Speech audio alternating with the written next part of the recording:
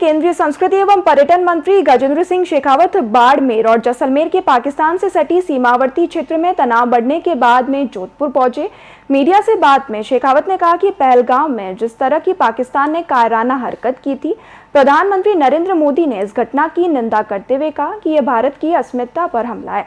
इसके पीछे जो लोग हैं उन्हें भी कल्पना नहीं कर सकते कि उसमें कठोर सजा इसके पीछे जो लोग हैं वे कल्पना भी नहीं कर सकते हैं कि उससे भी कड़ी सजा उन्हें देनी चाहिए। पुलवामा उरी हमले के बाद में जिस तरह से भारत में एयर स्ट्राइक कर पूरे विश्व को ये संदेश दिया था कि ये नया भारत सक्षम भारत और समर्थ भारत है और घर में घुसकर मारने वाला भारत है।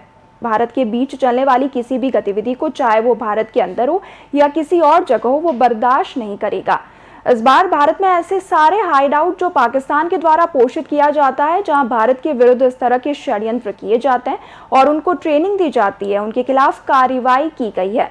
भारत में पहलगाम में हुई घटना के हिसाब को बराबर किया गया है। देश की जनता को भारतीय सेना की शौर्य पर पूरा भरोसा है। देश के मानव सम्मान को बनाए रखने के लिए भारतीय सेना पूरी ऊर्जा प्राण से जुड़ी हुई है। माननीय प्रधानमंत्री जी ने उसका निंदा करते हुए कहा था कि ये भारत की अस्मिता पर हमला है, ये मानवता पर हमला है और ऐसा दुस्साहस करने वाले लोगों को और उनके आकाओं को, उनके पीछे खड़े लोगों को, जो वो कल्पना नहीं कर सकते, उससे भी कठोर दंड दिया जाएगा। इससे पहले भी उरी और पुलवामा के समय जिस तरह से भारत ने सर्जिकल और एयर स्ट्राइक करके पूरे विश्व को ये संदेश दिया था कि ये नया भारत है, ये समर्थ भारत है, ये सक्षम भारत है, ये घर में घुसकर मारने वाला भारत है। अब भारत के विरुद्ध चलने वाली किसी भी गतिविधि को, चाहे वो भारत की भूमि से हो या बाहर कहीं अन्यत्र किसी देश से, वो बर्दाश्त नहीं करेगा।